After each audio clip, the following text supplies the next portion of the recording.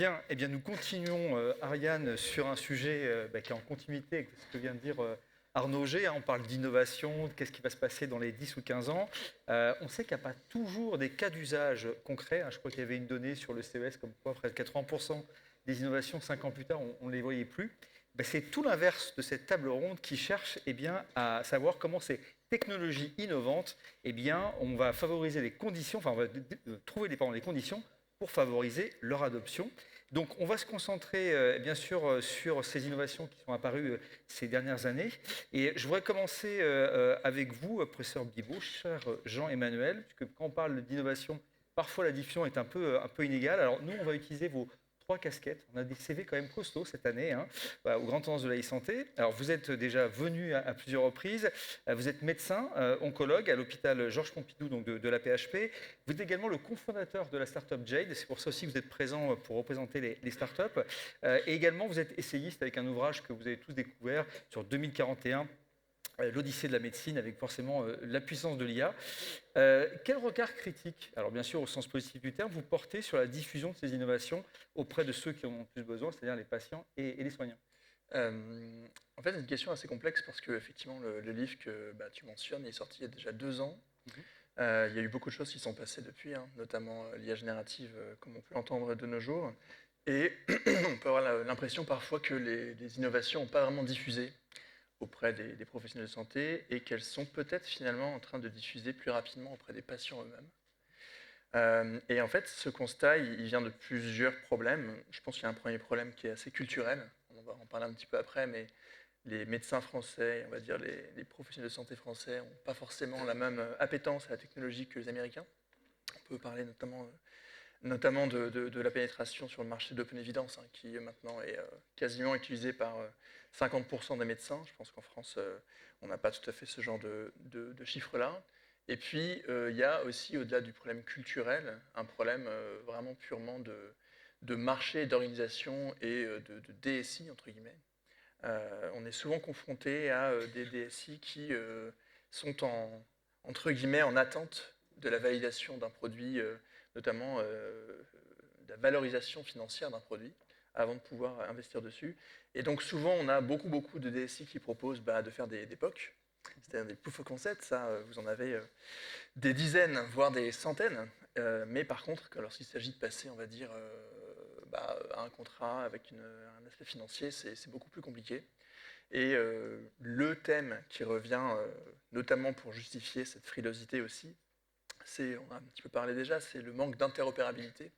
C'est-à-dire que systématiquement, quand on parle avec les personnes qui sont au niveau de direction de systèmes informatiques d'hôpitaux, on met en avant ce manque d'interopérabilité, avec toujours la charge de l'interopérabilité qui doit être portée par la start-up innovante.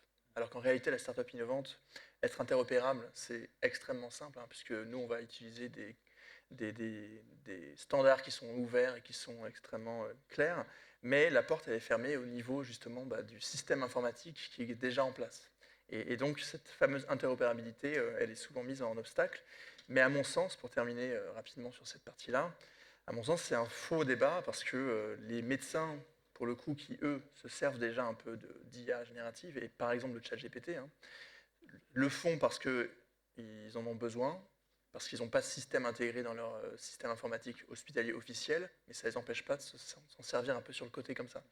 Et ce qui fait qu'en fait, on a une situation un peu étrange où les DSI veulent être très prudentes, ne pas mettre certains outils à disposition des utilisateurs, mais à côté, les utilisateurs qui, eux, s'en servent et se servent notamment d'outils qui ne sont pas du tout faits pour ça. Donc on a exactement cette espèce de schizophrénie ou de dichotomie qui est assez incompréhensible et qui, j'espère, va bouger dans les années qui viennent.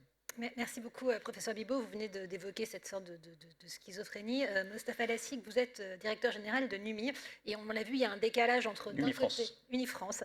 Vous avez raison de préciser. Il y a un décalage entre la volonté d'innover d'un côté et de l'autre côté la réalité terrain. Alors, est-ce que c'est seulement la faute au problème d'interopérabilité? C'est un mot dur à dire.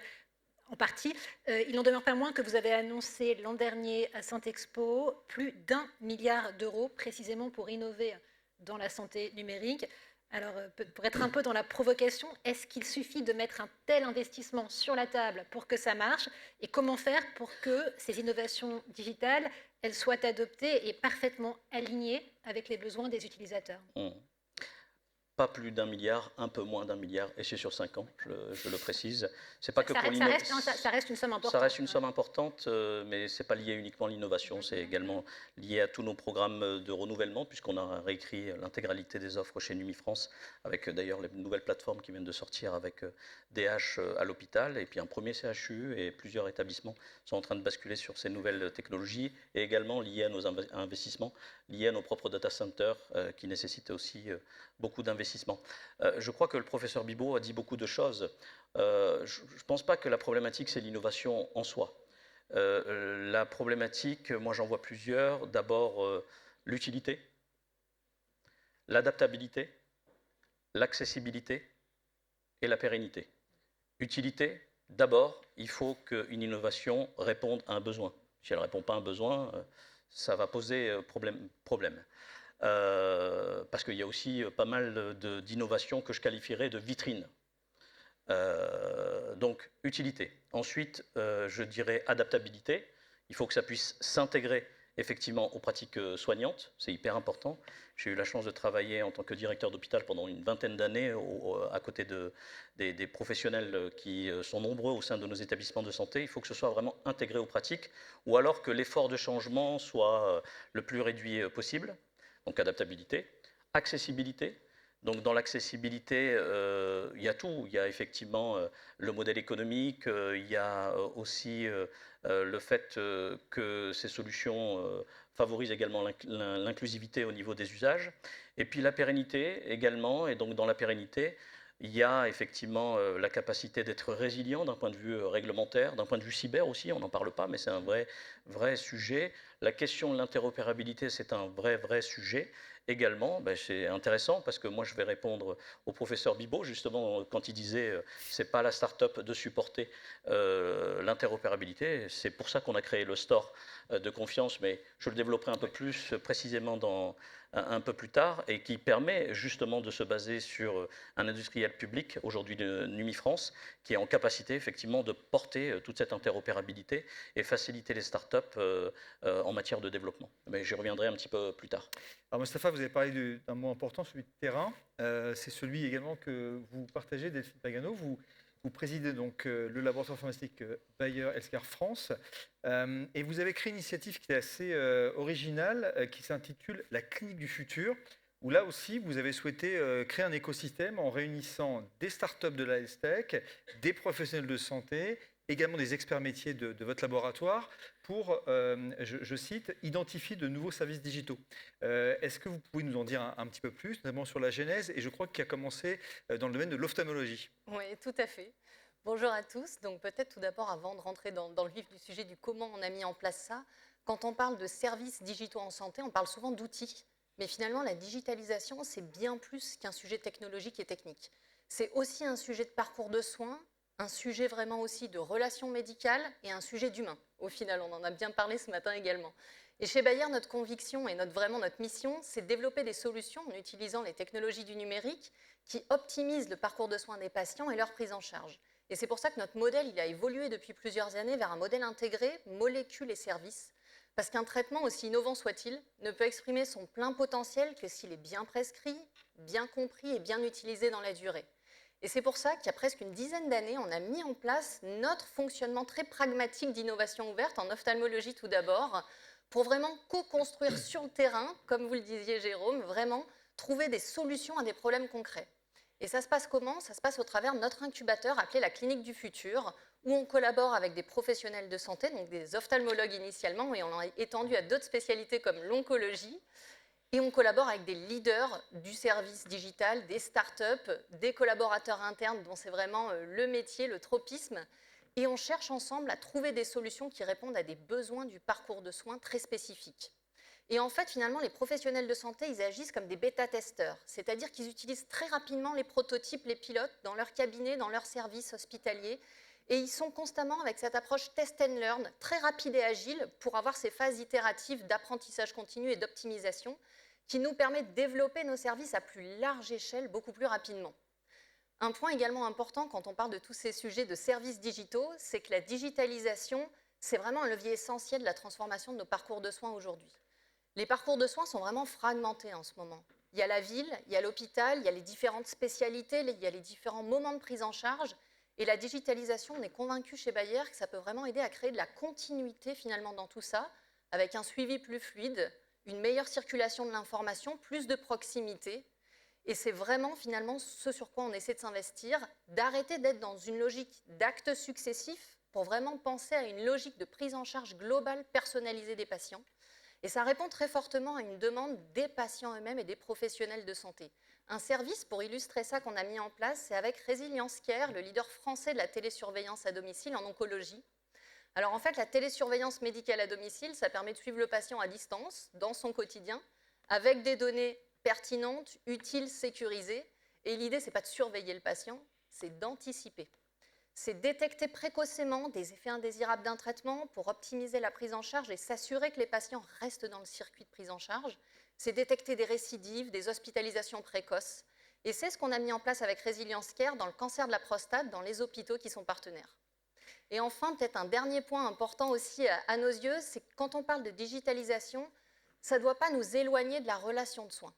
Au contraire, ça doit vraiment remettre l'emphase sur l'humain. Et là aussi, les professionnels de santé l'expriment très clairement dans de nombreux rapports et analyses. Ce qui leur manque le plus aujourd'hui, c'est le temps. Le temps médical et le temps relationnel. Et finalement, des services digitaux bien conçus qui permettent d'automatiser certaines tâches, de fluidifier un suivi, permettent de redonner du temps médical aux équipes soignantes et parfois aussi du temps aux aidants. Et un service qu'on a développé avec la Clinique du Futur en ophtalmologie dans ce contexte s'appelle Allo IVT, un service développé avec la start-up française Voca AI. C'est un callbot, donc des appels automatisés qui vont appeler le patient quand un rendez-vous pour une injection intravitréenne est prévu. Donc il y a un rappel téléphonique automatique avant pour donner des informations importantes avant cette injection qu'ils vont recevoir directement dans l'œil, et puis un appel automatique après pour faire le suivi. Et aujourd'hui, cette solution, elle est déjà déployée à 900 patients alors qu'on l'a lancée en fin d'année dernière. Et on a vraiment un impact concret, c'est-à-dire qu'il y a moins de rendez-vous manqués, il y a moins de ruptures de parcours de soins, il y a moins de temps perdu pour les équipes médicales. Donc c'est typiquement le genre d'innovation finalement qui n'éloigne pas de la relation de soins, mais au contraire qui la protège en fluidifiant l'organisation et en sécurisant le suivi des patients.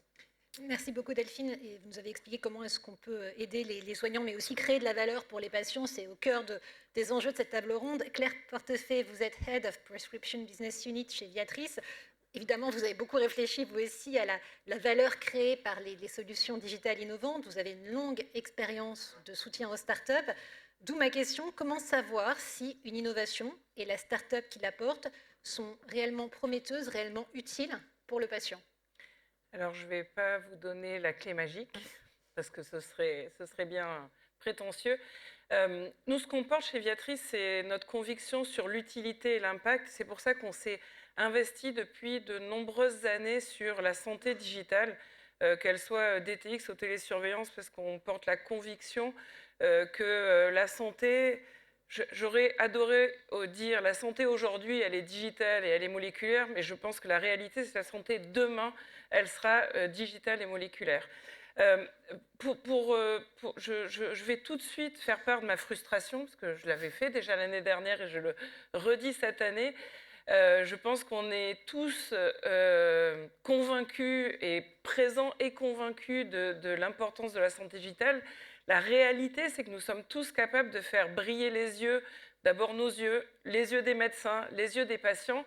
Mais concrètement, je pense qu'on a encore du mal à être certain que chaque Français, s'il veut être accompagné dans la prévention ou dans du traitement par une solution digitale, n'a pas la capacité de le faire. Et ça, c'est un vrai sujet et une vraie problématique qu'on doit, nous, tous collectivement, communauté convaincue de la santé digitale, porter. Pour répondre à votre question, je pense que ça passe aussi par une exigence de notre côté d'être en capacité d'identifier des solutions qui ont un vrai... Alors, on l'a beaucoup dit, j'ai beaucoup entendu ce mot usage, donc il y a un vrai usage potentiel. Mais je pense que la réalité, elle est au-delà de l'usage. parce qu'il existera un usage si ça répond à un vrai besoin. J'espère que vous mesurez la différence. Ce n'est pas seulement enfoncer une porte ouverte, c'est juste être sûr que ça, c'est pas une idée parce que le fondateur de la start-up a sa grand-mère, son cousin qui a subi une maladie ou qui a eu une idée, ou le fondateur qui a eu une idée géniale. Dans le monde de la santé français, pour que cette solution digitale arrive à son terme, on va dire, à son utilisation, il faut qu'on fasse la preuve du besoin et de l'impact. Et c'est extrêmement important que toutes ces solutions soient développées avec une rigueur au même niveau que les médicaments. Et je dis ainsi parce que les payeurs aujourd'hui remboursent avec cette vision de la rigueur. On est en train de travailler avec une start-up qui s'appelle DNCare. C'est une nouvelle start-up avec laquelle on travaille qui s'appelle DNCare et qui porte un projet, un produit qui s'appelle Noxea dans la gestion de l'insomnie, donc dans le meilleur sommeil. Et aller discuter avec son fondateur qui est là, Anthony Dubroc a une approche du développement qui est extrêmement scientifique, extrêmement claire, et je suis convaincue que c'est ainsi que nous arriverons à s'assurer de l'arrivée des produits, des solutions numériques sur le marché. Je rajouterai un point, pour moi industriel, je pense que nous, professionnels de la santé, professionnels du médicament, on a notre rôle à jouer dans ce développement. Et si on veut être pertinent dans l'accompagnement, il faut qu'on soit très vigilant dans le fit, dans la relation avec ces startups, parce qu'il faut qu'on soit capable d'expliquer qu'on est deux mondes.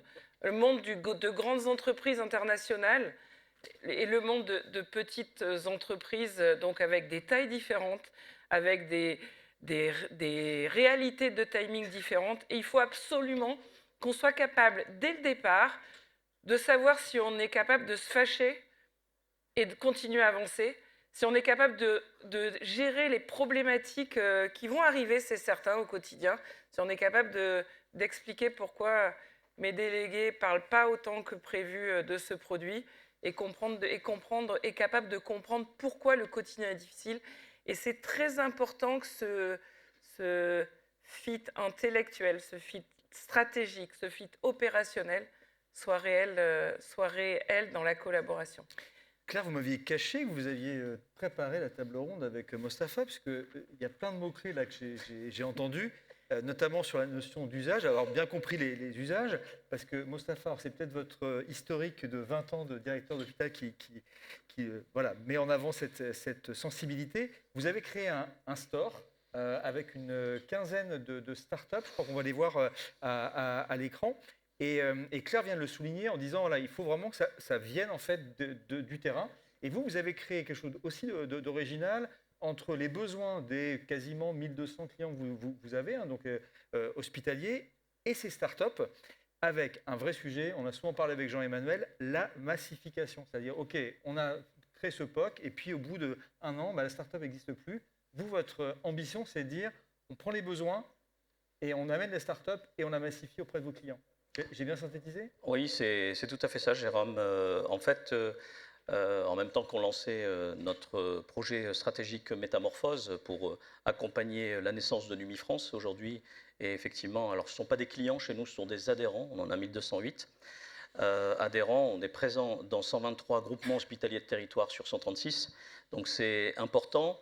Et donc la question de la massification, elle est fondamentale. C'est-à-dire que souvent, il y a des programmes nationaux de financement liés à la mise en place de nouvelles solutions.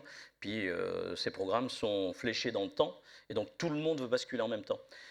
Donc quand vous avez 700, 800 hôpitaux à faire basculer sur une évolution, que ce soit une innovation ou une évolution réglementaire, c'est un sujet. J'ai par exemple l'exemple, il y a quelques années, de l'INS, l'Identifiant national de santé. On en a rêvé pendant 20 ans, aujourd'hui c'est devenu une réalité, mais le jour où ça a été une réalité, pour Numifrance, il s'est agi de pouvoir télédistribuer et accompagner la mise en place de l'INS auprès de plus de 800 établissements. Donc nous, notre sujet, c'est vraiment d'anticiper le plus possible.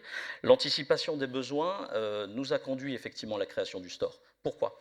parce que, aussi important qu'on puisse l'être au niveau national, nous n'avons pas la prétention de tout refaire, de réinventer le fil à couper le beurre. Et puis, nous avions la volonté de nous ouvrir aux acteurs de l'écosystème, parce qu'il y a des atouts à être une start-up. Il y a aussi des inconvénients. Les atouts, c'est l'agilité, c'est de pouvoir peut-être développer des solutions de niche de manière très très rapide. Et nous n'avions pas la capacité de répondre à tous les besoins des hôpitaux.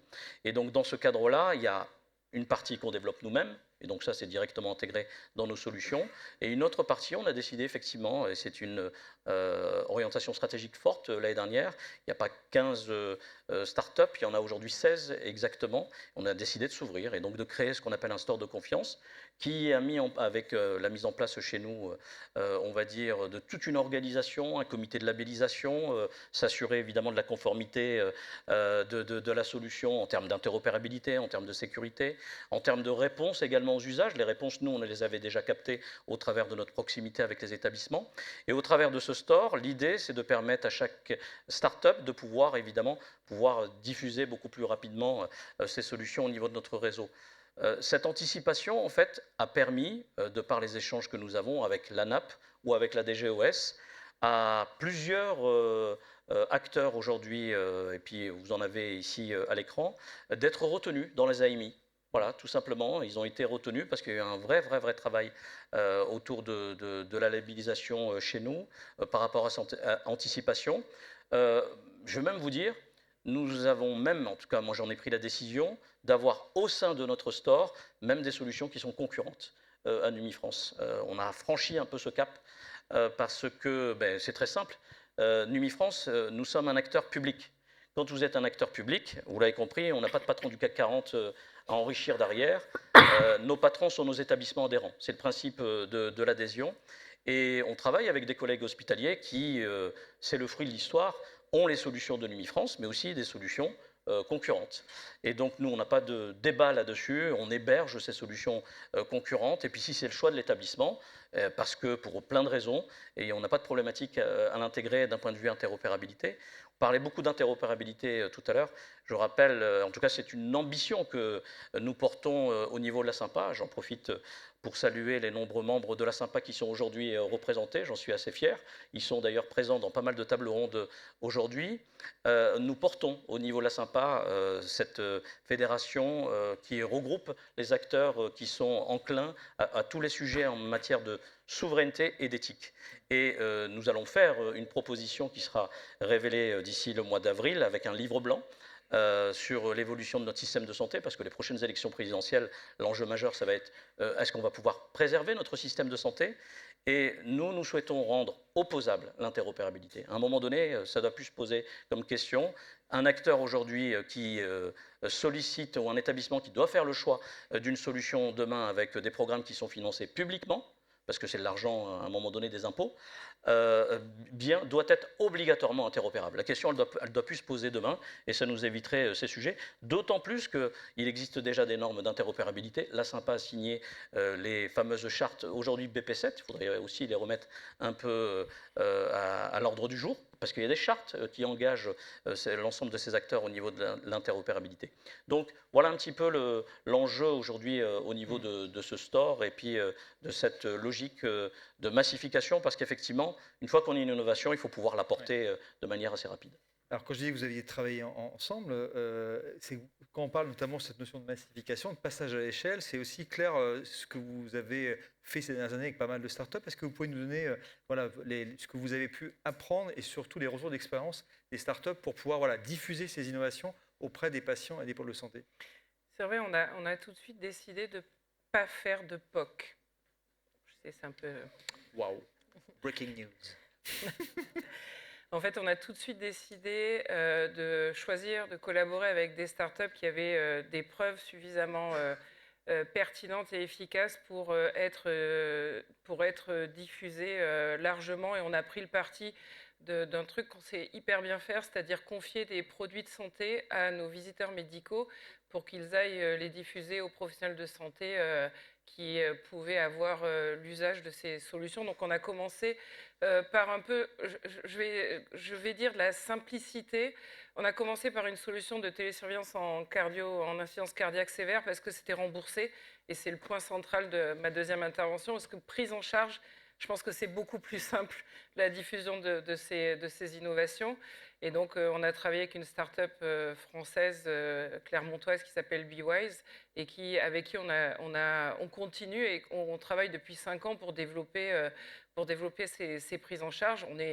C'est petit pas par petit pas, parce qu'il y a beaucoup de sujets de réalité terrain, de comment un médecin l'intègre dans son quotidien, dans son dialogue singulier avec le patient, comment quelque chose qu'il fait depuis toujours, il rajoute un moment. C'est pas comme un nouveau médicament, parce qu'il le rajoute toujours au même endroit.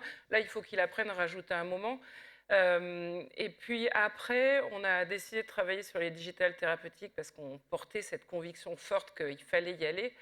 Et on a travaillé avec Bliss, dont je vous avais parlé l'année dernière, et on a dû faire face à une immense déception de la fermeture de Bliss, qui était une immense frustration pour nous, parce qu'on porte la conviction que cette solution thérapeutique pour les patients, elle est géniale. Quand vous voyez les patients l'utiliser et le feedback des patients après, vous vous dites, c'est pas possible que pour des questions d'argent, on n'arrive pas à continuer. Et enfin, on a aussi travaillé on travaille toujours d'ailleurs avec Ludocare et son petit robot Joe.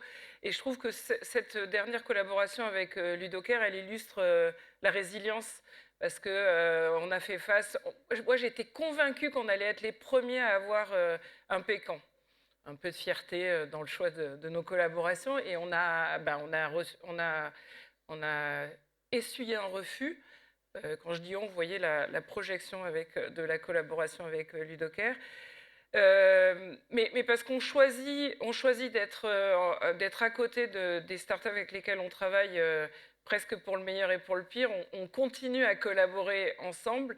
On a relevé la tête aux côtés d'Alexandra et on a continué à collaborer. Et ils viennent de redéposer le dossier de droit commun et on espère beaucoup avoir un financement pour Joe, pour le droit commun. Donc le message, il est donc besoin, usage, conviction, partenariat, résilience, et il est de façon très claire, il n'existe pas de marché en France de l'out-of-pocket. Il n'existe pas de capacité aujourd'hui des établissements de décider de financer ces solutions. Il faut absolument que les financements pour les digital thérapeutiques arrivent. Donc, pas de l'argent magique, de l'argent investi par l'État parce que la preuve clinique a été démontrée.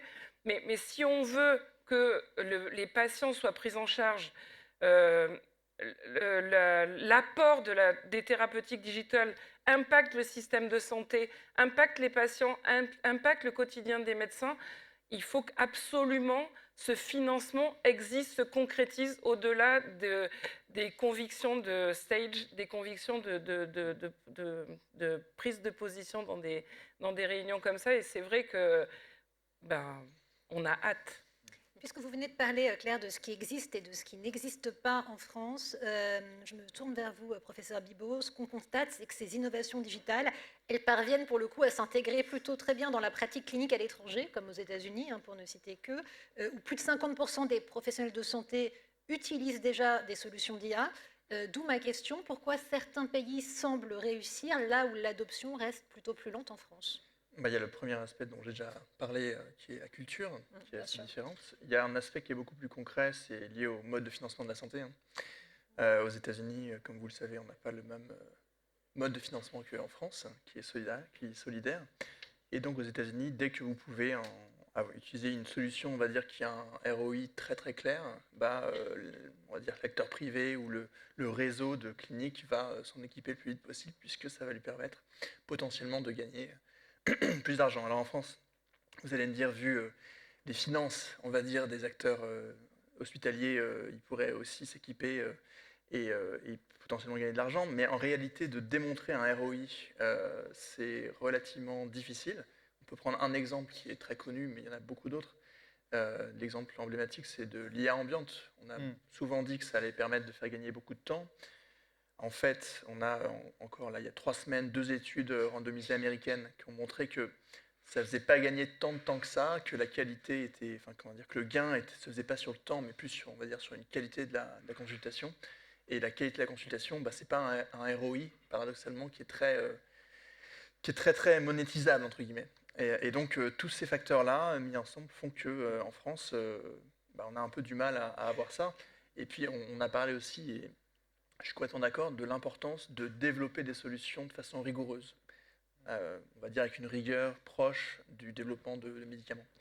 Ce qui est clair, c'est qu'aux États-Unis, et là je reprends un exemple encore plus proche que l'IA ambiante de nous, c'est ChatGPT Health qui est sorti il y a une dizaine de jours. Alors qu'aux États-Unis, mais bon, si vous avez un VPN et que vous vous mettez sur la liste d'attente, bah, vous aurez ChatGPT Santé en France dès aujourd'hui. Là, ce qui vous voulez, ce qui est intéressant, c'est qu'on a des acteurs en France qui veulent faire des choses extrêmement carrées, qui coûtent très cher à faire, qui répondent à des réglementations très complexes.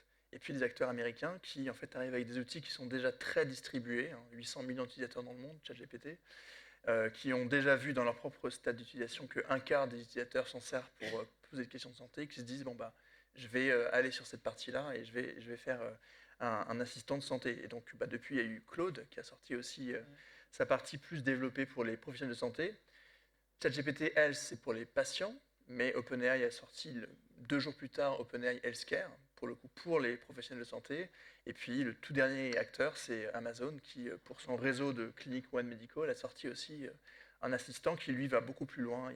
Il peut quasiment prescrire les médicaments tout seul. Donc vous voyez qu'on a 2 mondes qui s'affrontent complètement, qui n'ont pas du tout la même philosophie. Un qui va aller très très vite, un qui ne va pas pouvoir aller aussi vite. Je ne sais pas lequel a raison, mais clairement en tout cas il y a une énorme différence de philosophie, autant au niveau de ceux qui créent les outils que de ceux qui les utilisent. Aujourd'hui, sur ChatGPT, je crois que lorsqu'ils ont lancé ChatGPT Health, ils disaient que c'était 250 millions de requêtes par semaine sur les thématiques de santé. Toujours sur la partie internationale, Delphine, on va conclure avec vous. On a parlé de l'écosystème américain. Il y en a un autre que vous connaissez. Vous avez été la présidente de Bayer en Israël. C'est un écosystème qui est connu dans la tech et dans les sciences de la vie. On parle de cette table ronde pour faciliter les diffusions. Qu'est-ce que vous avez pu apprendre de votre expérience et qui pourrait être peut-être déployé pour l'écosystème français ? Je vais rejoindre pas mal ce qu'a dit le professeur Bibot, même si là on parle d'un autre pays, l'Israël, mais les grandes différences, elles sont culturelles et dans le mindset. Si je devais en retenir 3 de mes 2 ans d'expérience en Israël, en comparant ce qui se fait là-bas et en France, ce serait la première, la rapidité d'action. Tout se passe à 200 à l'heure, pour plein de raisons que vous imaginez, donc on ne perd pas de temps. C'est-à-dire qu'on ne perd pas de temps dans la prise de décision, avec les startups, dans les fonds d'investissement, avec les laboratoires, on ne perd pas de temps dans l'itération, il y a des boucles d'apprentissage qui sont beaucoup plus rapides, on ne perd pas de temps à échouer et à recommencer. Tout ça se passe à une allure qui est vraiment assez phénoménale et qui fait qu'ils sont capables de lancer des innovations beaucoup plus vite et beaucoup plus nombreuses que nous finalement en France. Le deuxième point qui est un peu lié, c'est la collaboration. Ça fait vraiment partie de leur fonctionnement. En fait, il y a beaucoup de sociétés qui travaillent dans le même bâtiment, que ce soit public, privé, encore une fois, fonds d'investissement, start-up. Ils sont assis autour d'une même table au quotidien et ils mettent leur énergie à trouver des solutions rapidement ensemble. Et puis peut-être le troisième, dans lequel on est peut-être un peu plus éloigné en France, qui est lié aussi à leur système de santé et mindset, c'est que le système de santé intègre beaucoup plus la prévention. Donc le volet préventif plutôt que uniquement curatif. Ce qui fait que les patients israéliens donnent accès à toutes leurs données de santé. Pour eux, c'est normal, au système de santé, aux mutuelles. Et des algorithmes tournent en permanence, en fait, pour essayer d'identifier les facteurs de risque, de développement d'une maladie, de récidive d'une autre. Et dès qu'il y a des red flags, en fait, des pop-up viennent s'allumer. Les patients sont directement contactés, convoqués pour faire des examens complémentaires, soit pour écarter un diagnostic, soit pour rentrer très précocement dans un parcours de soins. Et donc, on voit qu'ils ont complètement compris qu'investir en amont dans la santé permet de faire des économies à long terme, plutôt que de traiter une maladie qui a vraiment évolué et dégénéré. Et donc, ça nécessiterait en France de revoir profondément notre système de santé. Alors, merci. Et n'hésitez pas aussi à partager vos retours d'expérience internationale sur le hashtag iSanté26 sur LinkedIn. Merci beaucoup à toutes et à tous pour votre participation à cette table ronde. Je vous invite à regagner vos places et on va enchaîner dans quelques minutes avec la suite. Merci.